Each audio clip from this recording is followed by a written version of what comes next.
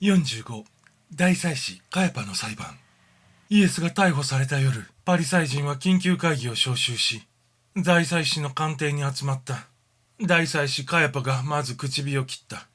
我々はこのナザレ人を正しく取り調べなくてはならない。無実な者を罰するわけにはいかないのである。建前は実に立派であった。長老たちはみんな大祭司の言葉を褒めたたえた。イエスが真ん中に立たされると縄が解かれた。それでイエスはやっとまっすぐに立てるようになった。長老たちは豪華な衣装を身につけ、仰々しい太い帯を締めていた。イエスが立ち上がると、彼の魅力に圧倒された。大祭司はごく低姿勢にイエスの吟味を始めた。イエスは堂々と答えていった。私は毎日神殿で丁寧に教えてきました。その時は誰も私を捕らえませんでした。どうして同じことを何度も聞くのですか？その時一人の極利がイエスの顔を叩いていった。大祭司にちゃんと答えられないのか。なんだその態度は。カヤパは手荒な行為をたしなめ、証人を喚問した。イエスに恨みを抱いているパリサイ人で、金で買収された証人が立ち、嘘の証言を並べ立てた。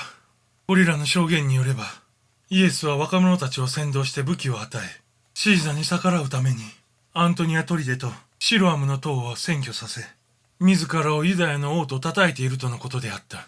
さらにイエスは革命の指導者として殺人や虐殺を容認している冷酷な人間であるとのことであった。一人の正直なパリサイ人でヨセフという者が発言した。獄中で全てを告白したバラバの言葉によれば、反乱の真犯人はバラバという名の二人であるとのことです。イエスは平和を愛する者であるとも証言しています。私もその証言は本当であると思います。仲間のパリサイ人たちが先日イエスに直接会って質問したことがあります。その時イエスは、シーザのものはシーザに、神のものは神に返しなさいときっぱり答えているのです。どちらかといえば、イエスは我々パリサイ人の言動について批判をしているのであって、何ら死に当たるようなことは言っておりません。この発言を聞いていた他の議員たちは顔をしかめながらブツブツ言っていた。大祭司カヤパは手を挙げて静かにするように制した。偽りの証言は次第に辻褄が合わなくなり、カヤパを苛立たせた。イエスは平静に構えていた。いよいよカヤパの義父にあたるアンナスの出番がやってきた。彼は嘘の証言が出尽くしたところで、用意しておいた二人の証人を手招きして大祭司の前に立たせた。一人の証人はイエスが神殿の門前で商人たちを蹴散らした時の模様について語った。その証言によれば、イエスは門前で乱暴を働いた直後、若者たちをそそのかして二つの要塞を占拠させ、表面では平和愛好家のようなことを言ってしらばくれている。何と言っても許せないのは、この神殿を滅ぼしても3日以内に再建してみせると豪語しているとのことであった。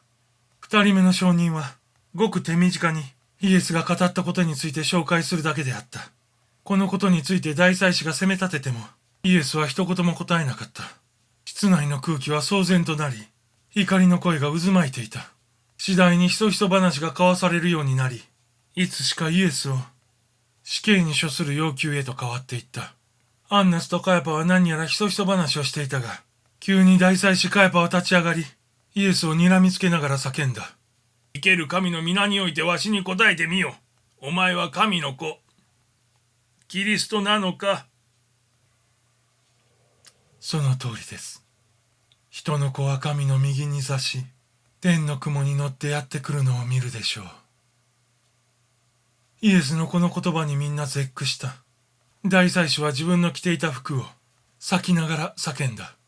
こやつは神を冒涜しおった。これ以上何の証言もいらんわい。どうだ、みんな聞いたか？一同は立ち上がり、口々に彼を罵って叫んだ。奴は死刑だ。ずる賢いアンナスはカヤパの耳元で囁いた。カヤパは立ち上がり、厳粛な法律の定めについて説明した。それは国の最大の祭り、杉越の祭りの時に人を殺してはいけないことになっていると言った。カヤパの言う通り大きな祭りが目の前に迫っていた。一人のパリサイ人が野獣のようにイエスに襲いかかり、イエスを殴りつけ、顔に椿をかけた。拳で体を叩きながら叫んだ。おいイエス、お前が預言者なら、俺が何と言うのか当ててみろ。イエスは相手のなすがままにしていた。大多数の者は、毅然としているイエスの気高さに圧倒されてシーンと静まった。イエスの顔から血が床下に滴っていた。カヤパは無作法な、長老の仕草に顔をしかめていた。カヤパは再びイエスを縄にして、議場から出した。イエスは我が父、我が神よと祈っていた。朝方になって、一人の護衛がつぶやいていった。この方の寝顔は、とても冒涜者には見えない。汚れのない方だ。